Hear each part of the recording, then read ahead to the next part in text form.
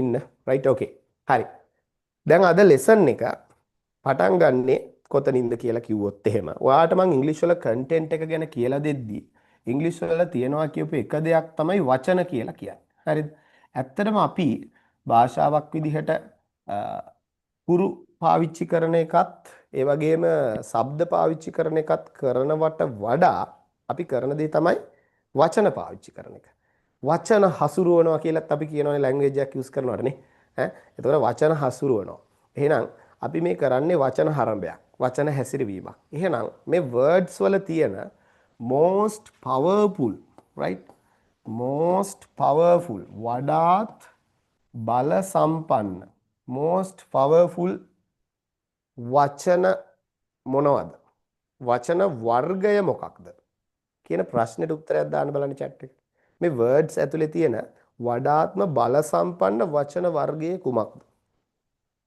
වචන වර්ග 10ක් විතර තියෙනවා කියලා there are about 10 classes of words කියලා මම ඔයාට කිව්වා කලින් සෙෂන් එකේ ඒ වගේම 8 parts of speech කියලා ලෝකේ පිළිගත්තු words classification එකකුත් තියෙනවායි කියලාත් මම එතෙන්දි මතක් කරා ඔයාට අවශ්‍ය නම් ඒවා search කරලා self study කරන්න learn කරන්න අවස්ථාව තියෙනවා කියන එකත් මම ඔයාලට tip එකක් දුන්නා. දැන් මම අහනවා question එකක් right YouTube එකේ live ඉන්න කට්ටියටත් මේකට ඕනනම් reply කරන්න හැකියාව තියෙනවා. හරිද? මම අහන ප්‍රශ්නේ තමයි මේ වචන වර්ග අතර වඩාත්ම බල සම්පන්න වචන වර්ගය කුමක්ද කියන එක. What is the most powerful word class in English language, right? Or in any language actually. Put your answers or responses to the chat. Can't you guess? Guess කරන්න බැයිද? හිතා ගන්න බැයිද? මොකද්ද වඩාත්ම බල සම්පන්න වචන වර්ගය කියලා? guess කරන්න පුළුවන් නම් හොඳයි. right?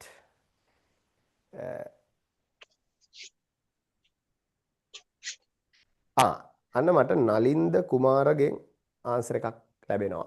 good. එයා කියනවා ක්‍රියාපද කියලා. හරියටම කිව්වා. නේද? right well said.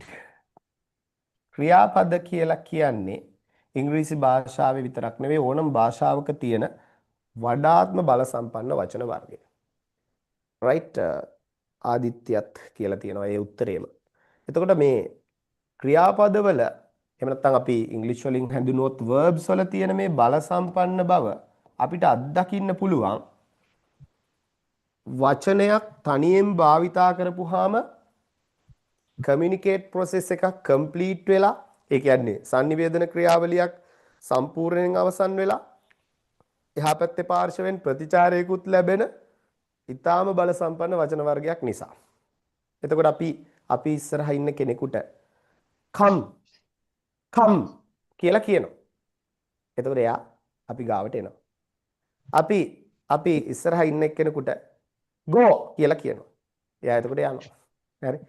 අපි මොනවා හරි දෙයක් එයාට දිගු කරලා කෑමක් eat කියලා කියනවා. එයා එතකොට ඒක කනවා. ඒ කියන්නේ මේ communication process එක completely fill කරගන්න පුළුවන්, complete කරගන්න පුළුවන් power එකක් verbs වලට තියෙනවා. ඉතින් අපි language එක use කරන්න පටන් ගන්න ඕනේ මේ verbs උත් එක්ක. එතකොට මෙතෙන්දී අපි භාවිතා කරන verbs ඇත්තටම action verbs කියලා හැඳින්වුවොත් හරි. action verbs කියලා හැඳින්වුවොත් වඩා නිවැරදි. ඒ කියන්නේ ඉංග්‍රීසි වල verbs කියන classification එක ලොකු classification එකක්. verbs ගැන ඉගෙන ගන්න ගොඩාක් දේවල් තියෙනවා. හැබැයි ඔයාට ඉස්සෙල්ලම ඔයා ඉගෙන ගන්න ඕනේ වචන වර්ගය ක්‍රියාපද වර්ගය තමයි action verbs. ඔයා මෙහෙම වැඩක් කරන්න. ඔයා පොඩ්ඩක් විවේකී වෙලාවක පොඩි ජර්නල් එකක් නෙමෙයි මේ ඩයරි එකක් හරි පරණ කොක් හරි පත්‍ර කොලයක් හරි අරගෙන මේ කැලෙන්ඩර් කොලයක අනිත් පැත්තක් හරි අරගෙන ඔයාගේ හිතට එන නවා කියන වචන. නවා කියලා අගින් අවසන් වෙන වචන ලියන්න 100ක් ලියන්න. දැන් උදාහරණයක් විදිහට ඇවිදිනවා. එතකොට අතු ගන්නවා. පිරිසිදු කරනවා. නැගිටිනවා. ඒ වගේ ඔයාට රැන්ඩම්ලි ඔළුවට එන වචන 100ක් නවා කියලා ඉවර වෙන ඕනෑම වචන 100ක් ලිස්ට් ඩවුන් කරගන්න. අන්න එහෙම ලිස්ට් ඩවුන් කරාට පස්සේ ඔයා චුට්ටක් බලන්න මේ මම ලියපු වර්ඩ්ස් වලින් මේ මම ලියපු ක්‍රියාපද වලින් කීයක ඉංග්‍රීසි ඒවා මම දන්නවද කියලා. දැන් ඔයා අතින් ලියුණා කියලා හිතන්නකො හැඳි ගන්නවා කියලා. ඔයා දන්නවද හැඳි ගන්නවට මොකක්ද ඉංග්‍රීසි වලින් කියන්නේ කියලා? අන්න ඔයාගේ vocabulary එක ඔයාටම චෙක් කරගන්න පුළුවන්. නේද? දැන් මෙතන ඉන්න කාන්තා පාර්ශවය දවසට දෙවතාවක් විතර හැඳි ගන්නවා වෙන්න පුළුවන්. හරිද?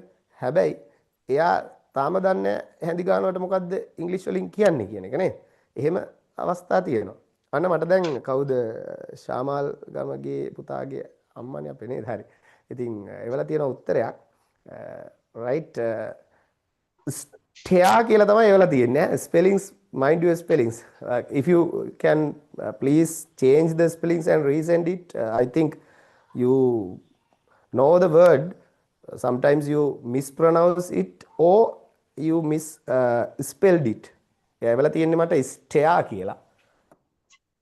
Right, but this is not the correct answer that I expected, right?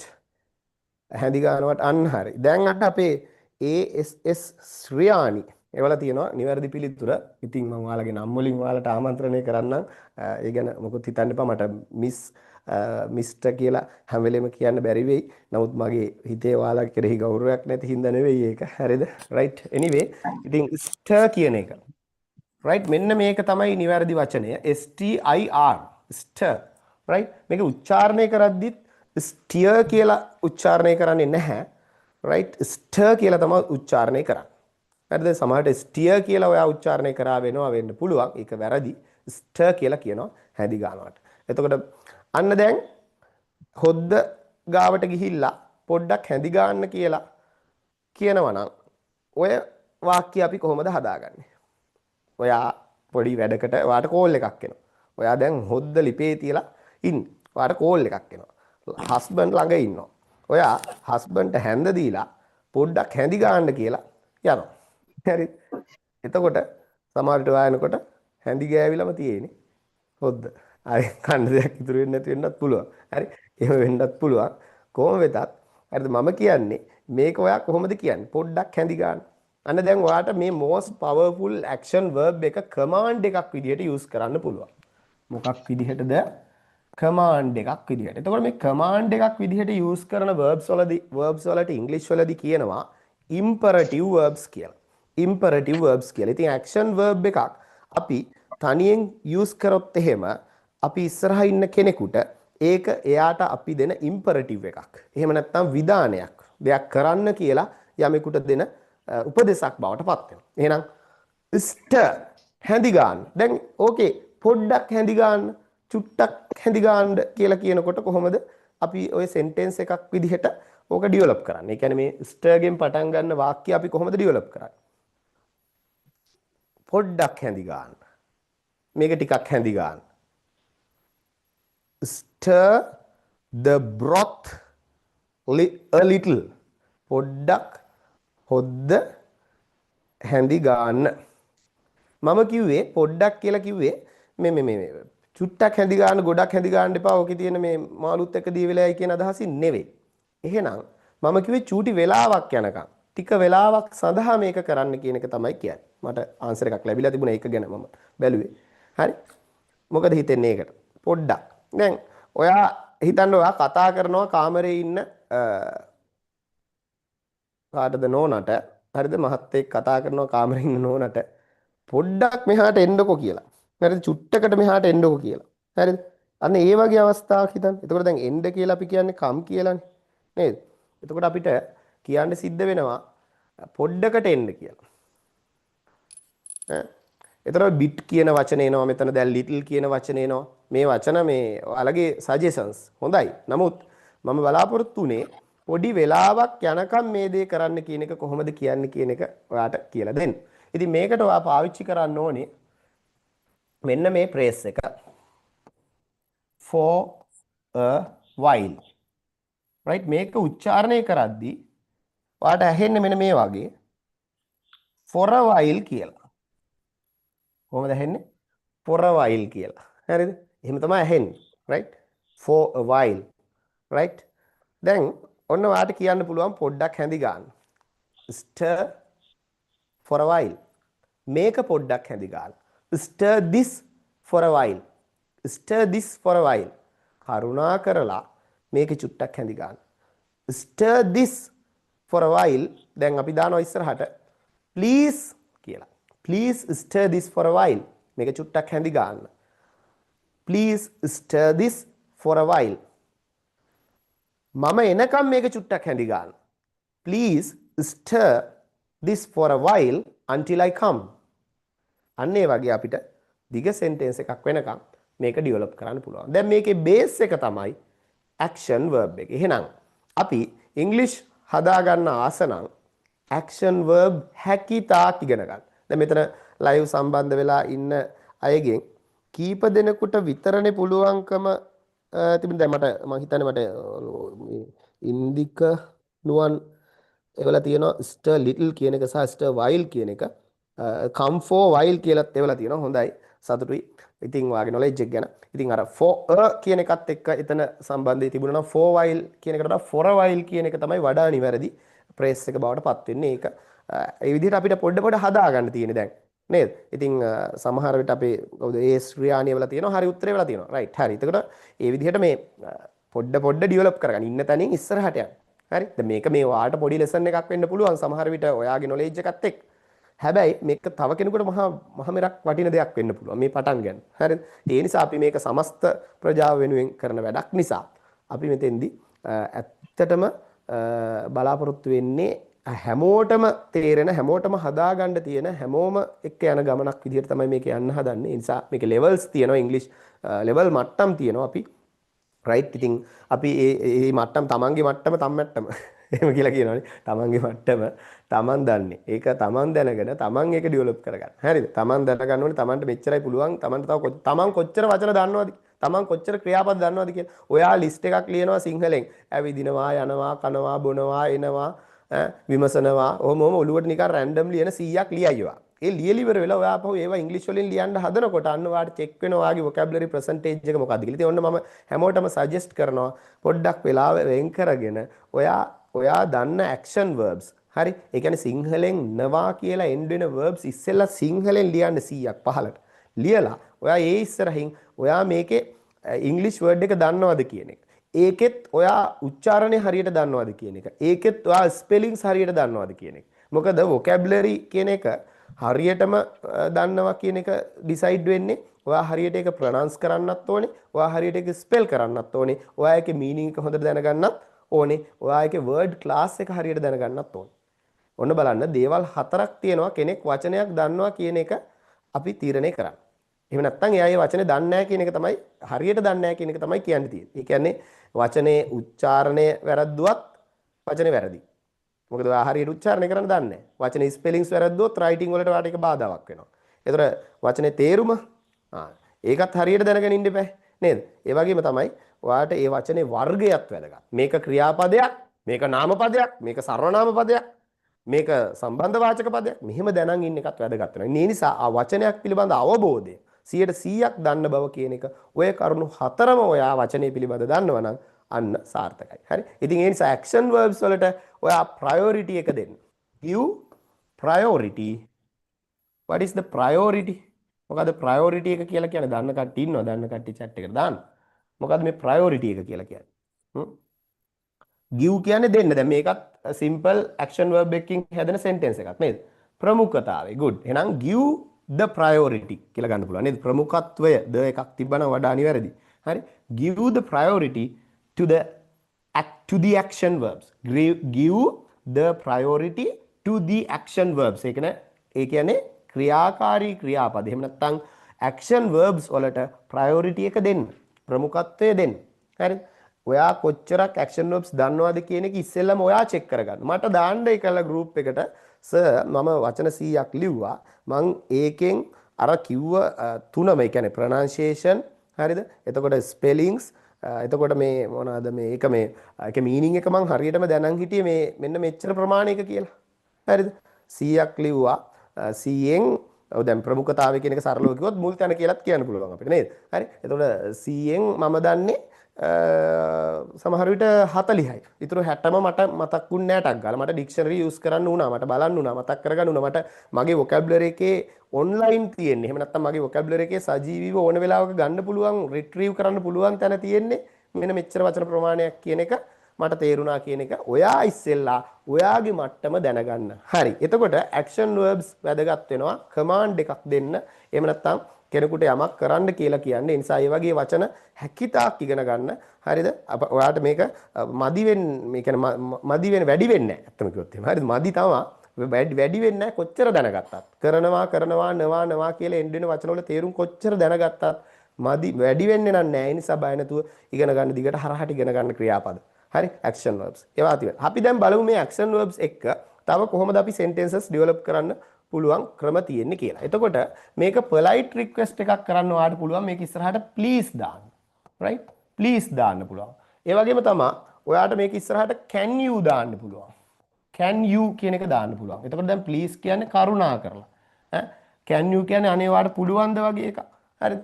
එතකොට දැන් මේ දෙක දැම්මහම දැන් උදාහරණයක් විදිහට please come for a while කරුණා කරලා පොඩ්ඩක් මෙහාට එන්න. Can you come for a while? ඔයාලට පොඩ්ඩක් එන්න පුළුවන්ද? Can you help me for a while? ඔයාලට මට පොඩ්ඩක් උදව් කරන්න පුළුවන්ද? අන්න ඒ වගේ අපිට imperatives හදා ගන්න පුළුවන්. ඒ වගේ අපි විධාන වාක්‍ය ගොඩනගා ගන්න දැනුමක් හදා ගන්න පුළුවන්. අපිට ඒක පුරුද්දක් හදා ගන්න පුළුවන්. අපිට ඒවා පාවිච්චි කරන්න පුළුවන්. පොඩි ළමයාට කියන්න. Sit for a while. පොඩ්ඩක් මෙතන ඉඳ ගන්න. And listen to me. නේද? ඒකල මට සවන් දෙන්න. right ඉතින් දැන් එකක් කරලා තව එකක් කරන්න කියනකොට ඔයාලට and එකක් දාගන්න පුළුවන් නේද දැන් හිතන්නකෝ come for a while and sit down පොඩ්ඩක් මෙහෙට ඇවිල්ලා ඉඳ ගන්නකෝ can you come for a while and sit down ඔයාලට පුළුවන් ද පොඩ්ඩක් ඇවිල්ලා මෙතන ඉඳ ගන්න right අන්න ඒ විදිහට ඔයාලට පුළුවන් use කරන්න මේ අද ඉඳන්ම use කරන්න පුළුවන් right අද ඉඳන්ම ඔයාලට පුළුවන් චුට්ටි චුට්ටි ඔයා දන්න. ඒතකොට ඔයාලට හොයාගන්න තියෙන දේ තමයි ක්‍රියාපදේ. ඔයා දන්නේ නැත්තම් මේ මෙහෙම කරනවට මොකද්ද සර් කියන්නේ කියලා නිකමට මට chat එකට දාන්න දැන් අවස්ථාව දෙන්නම් ඔයාට එහෙම මේ මේකට මොකද්ද දන්නේ කියලා ඔයාට ආපු මොනවා හරි vocabulary වලට මම අවස්ථාව දෙන්නම් කීපයක් right එතකොට ඔයාට පුළුවන් මේක පටන් ගන්න. හරි ඉතින් මම කිව්ව විදිහට අනිවාර්යයෙන්ම නවා කියලා සිංහලෙන් නවා කියලා end වෙන වචන 100ක් ලියන්න. මේක ඉතින් 8 වසරේ ඉඳන් වයස් සීමාව ඕනම කෙනෙකුට කරන්න පුළුවන්. තමන්ගේ vocabulary එකේ තමන්ගේ action verbs වල තත්ත්වය තමන් දැනගන්න අවශ්‍ය නම් මේක කරන්න. හරිද? 100ක් ලියලා ඒකෙන් ඉංග්‍රීසි වලින් කොච්චරක් දන්නවද කොච්චරක් හරියට ස්පෙල් කරන්න. දැන් අපි උදාහරණයකට ගත්තොත් දැන් අද පටන් ගත්ත වෙලාවෙම අර ස්ටර් කියන වර්ඩ් එක සම්බන්ධව ඔයා රෙස්පොන්ඩ් එකක් දුන්නා. ඒ දීපු මේ අපේ කවුද මේ නේද අක්කා කෙනෙක් දුන්නා. එතකොට හරිද? එයා දීපු රෙස්පොන්ඩ් එකේ ස්පෙලිංස් වැරද්දක් තිබුණ එක තමයි ප්‍රශ්නේ උනේ. සමහරට ටයිප් කරද්දී හදිස්සියට වැරදුනා වෙන්න පුළුවන්. සමහරට ප්‍රොනන්සියේෂන් ඒ කියන්නේ උච්චාරණය ප්‍රොනන්සියේෂන් එකත් එයා දැන හිටියේ වැරදිවට වෙන්න පුළුවන්. සමහර අය මේක ස්ටියර් කියලා දැන් ස්ටියර් කියලා කියද්දි මේ කරකවනවා කියන අදහස තියෙනවා. ඒක වෙනයි. දැන් ස්ටියරින් වීල් කියන්නේ නේද? ඒ කියන්නේ අපි වාහනයක් ගෙනියනකොට ඒ කරන ස්ටියර් කිරීම. රයිට්. එතකොට මේ ස්ටර් කියන වචනේ ස්ටියර් කියන වචනේ චූටි වෙනසක් තියෙනවා. හරි. ඉතින් for a while කියන එකේ තේරුම ඇහුවොත් එහෙම පොඩි වෙලාවකට ටිකකට කියන එක තමයි මේකේ තේරුම. චුට්ටකට පොඩි වෙලාවකට කියන එක තමයි මේ for a while. එතකොට දැන් ඇත්තටම මේ for කියන එක කාලය සම්බන්ධ නිපාත පදයක් විදිහටයි පාවිච්චි වෙන්නේ. ඒ කියන්නේ preposition of time. right? preposition of time විදිහටයි use වෙන්නේ. preposition of time විදිහටයි use වෙන්නේ. එතකොට මෙතන මේ while කියලා කියන්නේ සුළු වේලාව, මද වේලාව. එතකොට මද වේලාවකට එන්න නේද? come for a while. දැන් හිතන්නකෝ විනාඩි 5කට එන්න කියලා. ඔයා කොහොමද කියන්නේ? come for 5 minutes. එහෙම කිව්වහම වෙනස් වෙනවනේ. right? එනේ විදිහට ඔයාලට පුළුවන් come for 5 minutes. please come for 5 minutes. කරුණාකරලා විනාඩි 5කට එන්නකෝ නේද? ඒ විදිහට කියන්න පුළුවන්. right? හරි. මම හිතනවා එහෙනම් action verbs භාවිතා කරන්න ඔයාට මේ for a while කියන phrase එක ගොඩක් ප්‍රයෝජනවත් වෙන්න ඇති කියලා. හරි. ඉතින් ස්ටක් වෙලා තියෙන්නේ බෝඩ් එක හරියට. right. අපි මේ ගැන කතා කරමු තවදුරටත්. දැන් එතකොට ඔයාට ඉස්සරහට දාන්න පුළුවන් ඒවා විදිහට මම කිව්වා please කියන එක සහ can you කියන එක. right? මේ දෙක මතක තියාගන්නකෝ දැනට. හරි. තව ඔයාට මොන හරි මතක් වෙනවා නම් කියන්න අපි ඒක වැදගත් නම් මෙතන ලියමු. හරි. එතකොට මේක දැම්මා. හරිද? action verb එක දැම්මා. right? action verb එක දැම්මා. action verb එක දැම්මා. right? හරි please හරි can you හරි දැම්මා action verb එක දැම්මා. ඊට පස්සේ ඔයාලට පුළුවන් අර එක ටිකකට නම් ඒ for a while කියන එක දාන්න. එතනින් එහාට ඒ ඉතිරිය ඔයාලට අවශ්‍ය විදිහට ඉතිරිය කියලා මම මෙතනින් දානවා. ඉතිරිය ඔයාලට අවශ්‍ය විදිහට දාන්න පුළුවන්. එතකොට මේක positive imperative එකක් විදිහට තමයි අපි හඳුනගන්නේ. එතකොට දැන් මේ can you please වගේ එකක් දැම්මහම මේක අපි polite request එකක් විදිහට සලකනවා. polite request එකක් විදිහට සලකනවා. මොකද්ද polite කියන්නේ? polite කියලා කියන්නේ ආචාරශීලී නේද? ආචාරශීලී. right? ඒ කියන්නේ ටිකක් වැදගත් නේද? හොඳ රික්වෙස්ට් එකක් විදිහට මේක අපිට හඳුනා ගන්න පුළුවන්. ආචාරශීලී ඉල්ලීමක් විදිහට අපිට හඳුනා ගන්න පුළුවන්. එහෙනම් polite request එකක් අපිට ඉදිරිපත් කරන්න පුළුවන්. can you සහ please දාලා action verb එක දාලා ඉතිරි ටික කියන එකේ. හරි. දැන් අපිට මොන හරි දෙයක් කරන්න එපා කියලා කියන්න ඕනේ. අන්න අපිට පුළුවන් මෙන්න මෙහෙම වැඩක් කරන්න. අපිට පුළුවන් මේ ඉස්සරහට do not එහෙම නැත්නම් don't කියන එක පාවිච්චි කරන්න. හරිද? එහෙනම් දැන් අන්න negative imperative එකක්. right? mics mute කරගන්න. නැත්නම් ඔයා කැස්සක් ගියත් ඒකත් ඇහෙනවා නේ. හරි. ඔයාට කැස්සක් ගියත් right? right? ඉතින් do not නේද? do not switch on your microphones. right? ඒ විදිහට කියන්න පුළුවන් නේද? mic on කරගන්න එපා. right? එතකොට do not කියන්නේ එපා. නේද? එතකොට අපි දැන් දෙයක් කරන්න එපා කියන එක. එතකොට අපි ඒ don't එක do not එක ඉස්සරහට අපි action verb එක එකතු කරනවා. right? එහෙනම් එපා යන්න කියලා කිව්වොත් එහෙම don't go. එපා එන්න නම් don't come. අද එන්න එපා. don't come today. don't come today. come tomorrow. අද එන්න එපා හෙට එන්න. don't come today. come tomorrow. ඔන්න ඔය විදිහට වාට don't දාලා මේ negative imperatives හදා ගැනීමේ හැකියාවක් තියෙනවා. ඉතින් දැන් ඔන්න verbs තමයි පාඩම.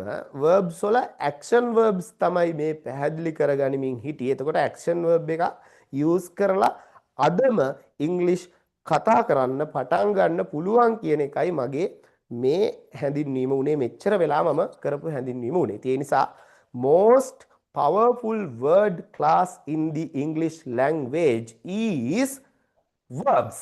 So we must use verbs as much as we can, and we have to get the knowledge, get a glossary of more than 100 of verbs if you can. So if you find any action verb, you should remind it definitely, right? Because don't forget to remind it, don't forget to recall it again, because verbs are very important. Verbs are such a important, right? So you must give the priority to the verbs when you learn English, right? I think you got this first part of teaching, and then you can create imperatives using action verb at the front of a sentence. ඒ කියන්නේ sentence එක ආරම්භයේ එහෙම නැත්නම් at the beginning of the sentence ඔයාලට පුළුවන් මේ action verb එක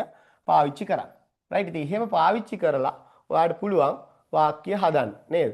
right? එතකොට අපි ඒකත් ඉගෙන ගත්තා. positive sentences සහ negative sentences දෙකම නේද? ඒතකොට positive වලදී අපි කෙලින්ම පටන් ගන්නකොට මේ කියන්නේ ඔයාට ඒක polite කරන්න ඕන නම් please can you පාවිච්චි කරන්න. polite කරන්න ඕනේ නැත්නම් ඔයා එහෙම පාවිච්චි කරන්න අවශ්‍ය නැහැ. හරි. ඉතින් ඔයාට හිතේ තියෙන ඕනම instruction එකක් මේකෙන් දෙන්න පුළුවන්. එතකොට මෙතන දැන් අපි හිතන right ඒ කියන්නේ written language එකේ දැන් විභාගයක paper එකක තියෙන ප්‍රශ්න කියවලා තේරුම් ගන්නකොට දැන් පටන් ගන්න අපි කොහොමද තියෙන්නේ fill in the blanks. හරි. fill in the blanks කියලා කියනවනේ. දැන් මේකම හිතන්නකෝ දැන් මේකේ දැන් blanks in the blanks කියලා කියන්නේ හිස්තැන් තුල වගේ අදහසක් නේද? ඒ කියන්නේ ඇත්තටම මේකේ තියෙන හිස්තැන්. එතකොට හිස්තැන් පුරවන්න නේද? fill in the blanks. අන්න එතකොට මේ fill කියන්නේ මොකද්ද? මෙයා තමයි මෙතන action verb එක. right? මෙයා තමයි මෙතන action verb එක. ඉතින් ඒ විදිහට ඔයාට action verb තමයි මේ මුලින්ම තියෙන්නේ. ඔයාට කරන්න කියන instructions වල. එතකොට don't කියලා කිව්වොත් ඒක ඔයාට කරන්න එපා කියන එකක් නේද? don't fill in the blanks. underline it නේද? don't fill in the blanks. underline. හිස්තැන් පුරවන්න එපා underline කරන්න. හරි ඒ විදිහට. ඉතින් ඔයාට instructions දෙන්න පුළුවන් ඕනම කෙනෙකුට. right? එතකොට just කියලා දැම්මොත් එහෙම ඒක විතරක් කරන්න. just underline. just underline it. right? just underline it. underline it. ඒ විදිහට. just underline those මෙතන බහුවචනයක් වෙනවනේ නේද? right. හරි. දැන් පැහැදිලිද මේ පාඩම අපි කතා කරේ imperatives භාවිතා කිරීම ගැන. එහෙම නැත්නම් විධාන ක්‍රියා භාවිතා කිරීම ගැන. විධාන ක්‍රියා බවට පත් වෙන්නේ action verbs. action verbs කියලා කියන්නේ ඔය සිංහල භාෂාවේ නවා කියලා ඉවර වෙන ඕනම ක්‍රියාපදයක්. හරිද? කරනවා කියලා අදහසින් ගත්තොත් do. යනවා කියන අදහසින් ගත්තොත් go. ඒ විදිහට ඔයාට සිය ගාණක් වුණත් මේකෙදි ඉගෙන ගන්න හැකියාව තියෙනවා, මතක් කරගන්න පුළුවන්, ඒව පාවිච්චි කරන්නත් පුළුවන්. දැන් එතකොට ක්‍රියාපදයක තියෙන මුල්ම ස්වરૂපය තමයි මේ විධානයේ විදිහට පාවිච්චි වෙන්නේ. කිසිදු වෙනසකට ක්‍රියාපදේ ලක් කරන්න අවශ්‍ය නැහැ. විධානයේ ලෙස යෙදෙන්නේ, හරිද? විධානයේ ලෙස යෙදෙන්නේ ක්‍රියාපදයේ මුල් ස්වરૂපයයි. මතක තියාගන්න. මොකද්ද විධානයේ ලෙස යෙදෙන්නේ? ක්‍රියාපදයේ මුල් ස්වરૂපය. ඒ කියන්නේ කිසිදු වෙනසකට ලක් නොකරපු ක්‍රියාපදය. විධානයේ ලෙස යෙදෙන්නේ ක්‍රියාවෙහි මුල් ස්වરૂපයයි. ක්‍රියාවෙහි මුල් ස්වરૂපයයි. ඒ කියන්නේ බේස් ෆෝම් එක කියලාත් ඔයාට ඕනනම් මේක කියන්න පුළුවන්. හරිද? රයිට්. දැන් කවුරු හරි කෙනෙක් chat එකට ප්‍රශ්නයක් දාලා තියෙනවා, බලමු මම මේක කවුද දැම්මේ, මොකද්ද ප්‍රශ්නේ කියලා. රයිට්. ඒ තමයි අනුරාධ අහලා තියෙනවා ආ සහ do අතර වෙනස පැහැදිලි කරන්න කියලා. හරි. ඉතින් මෙහෙමයි. මම අර හැමදාම කියනවා වගේ සමහර ප්‍රශ්න අහනකොට ඒ ප්‍රශ්න වලට උත්තර දෙන්න තියෙන්නේ තව ටිකක් ඉස්සරහට වගේ එකක් මට දැනෙනවා. ඉතින් හේතුව මේක ප්‍රෝග්‍රෙසිව් මෙතඩ් එකට ප්ලෑන් කරලා තියෙන ප්‍රෝග්‍රෑම් එකක් වීම. නමුත් මම කෙටියෙන් කිව්වොත් එහෙම අහලා තියෙන ප්‍රශ්නෙට උත්තරය අහලා තියෙන්නේ ආ සහ do අතර වෙනස පැහැදිලි කරන්න කියලා. ඉතින් මම කෙටියෙන් කියන්න මෙන්න මෙහෙම දෙයක්. ආ කියලා කියන්නේ B කියන action verb එකේ, එහෙම නැත්නම් B කියන helping verb එකේ, B කියන auxiliary verb එකේ, එහෙමත් නැත්නම් ඉංග්‍රීසි භාෂාවේ ක්‍රියාපද අතර අති විශේෂ ක්‍රියාපදය වන B කියන ක්‍රියාපදයේ එක්තරා ස්වරූපයක්.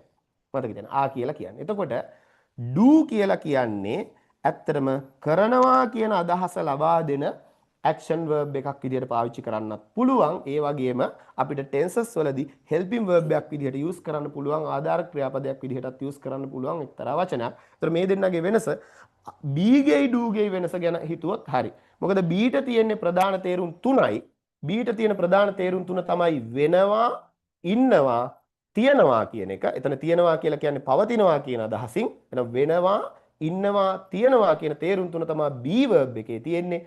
do ගේ තියෙන්නේ කරනවා කියන තේරුම. ඔන්න මම ආ සහ do අතර වෙනස කෙටියෙන් පැහැදිලි කරා. ඉදිරියේදී ගොඩක් හොඳට ස්ටඩි කරන්න තියෙන, ගොඩක් හොඳට ඉගෙන ගන්න තියෙන වටින පාඩම් ටිකක් තමයි මේවා. B ගැන එහෙම අපි වෙනම ඉගෙන ගන්න ඕනේ. මොකද මේ B කියලා කියන්නේ අමුතු සතෙක්, අමුතු කෙනෙක්, අමුතුම ක්‍රියාපදයක්. අනිත් ඒවා වගේ නෙවෙයි. අනිවාර්යෙන් හොඳටම ඉගෙන ගන්න ඕනේ ක්‍රියාපදයක් විදිහට මම ඔයාලට B ව හඳුන්වලා දෙනවා. right. ඉතින් ඔන්න මම අද දවසේ ඔයාලට උගන්වන්න හිතාන හිටපු මේ action verbs වල භාවිතය, එහෙම නැත්නම් මේ imperatives වල භාවිතය කියන මේ lesson එක, positive imperatives, negative imperative create කරගන්නේ කොහොමද, ඒක ඇතුලේ තියෙන theory මොකක්ද කියන එක පැහැදිලි කරන එක දැන් අවසන් කරනවා. ඉතින් lesson එක finish, right? මොකද මම මේක අවුරුද්දක් පුරාවට continue කරනවා. ඉතින් මට හදිස්සියක් නැහැ. ඔයාලටත් හදිස්සියක් නැතුව ඇති කියලා හිතනවා. හදිස්සියක් තියෙනවා නම් ඉතින් යම් අවස්ථාවක මම මාස 4ක 3ක කෝස් එකක් කරොත් ජොයින් වෙන්න, ඩිප්ලෝමා කෝස් එකක් හරි මොකක් හරි කරොත් දැනට මට එහෙම කරන්න අදහසක් නැහැ. මම කිව්වේ මම මේක මේ මාකටිං කරන්න දෙයක් නෙවෙයි කියන එක. right? ඔව් දැන් අපේ චමින්ද ප්‍රේමචන්ද්‍ර දාලා තියෙනවා be a good boy කියලා. be a good boy කියන්නේ හොඳ කොල්ලෙක් වෙන්න. right, okay. So now we are going to finish the session for today. Okay, definitely I will send the recording in the morning of tomorrow, right? So if you have any question related to this lesson, you can ask. මේ පාඩමට අදාළ මොන හරි ප්‍රශ්න තියෙනවා නම් අහන්න පුළුවන්. දැන් මේ පාඩමෙන් අමතරව අහපු ප්‍රශ්නයකටත් මම උත්තර දුන්නා. ඒ තමයි ඔය ආ සහ do අතර වෙනස පැහැදිලි කරන්න කියප එක. right? ඉදිරියේදී තවත් sessions එනවා. දැන් අද ඉඳන්ම මේක පාවිච්චි කරන්න පටන් ගන්න. ඉතින් ඔයාලට තියෙන action verb එකක් පාවිච්චි කරන එක. පුළුවන් තරම් ක්‍රියාපද ඉගෙන ගන්න, දන්නේ නැති ක්‍රියාපද අහන්න. ඒක අතිශය වැදගත් වෙනවා. ඉතින් action verbs හැකිතාක් ඉගෙන ගන්න, list down කරගන්න, පාඩම් කරගන්න. හැම වෙලාවෙම Tamanට අහුවෙන්න. Tamanට හිතෙනවා මේකට මොකද්ද කියන්නේ? අදිනවා, pull. මේක රංගපානවා, act. එහෙම නවා කියලා වචනයක් ඇහුනහම මේකට මොනවා ඉංග්‍රීසි වලින් කියනවද කියලා වගේ හොයන්න ඕනේ කුතුහලයක් ඔයා තුල ඇති කරගන්න. right? ඉතින් ඔයාලා ගොඩක් thanks කරනවා. හරි ඒවා ඔක්කොම මම පිළිගන්නවා හදවතින්ම. මට කියන්න තියෙන්නේ මේවා අහන්න බලන්න නැවත නැවත අහන්න මත අමතකුණොත් නැවත මතක් කරගන්න ලියන්න practice කරන්න. You can practice these and follow these instructions that I gave in the middle of the lesson. And for today, I'm going to stop and I'm going to wind up the session. Okay, goodbye. Have a nice week. Let's not have a nice week. මට පුරුද්දට have a nice week කියලා කියවෙනවා. මොකද මම සතිපතා පවත්වන පන්තිනේ කරන්නේ grade class. ඔයාලට කියන්න තියෙන්නේ දැන් let's meet day after tomorrow කියලා. Okay. Right. එහෙනම් goodbye. Goodbye, sir.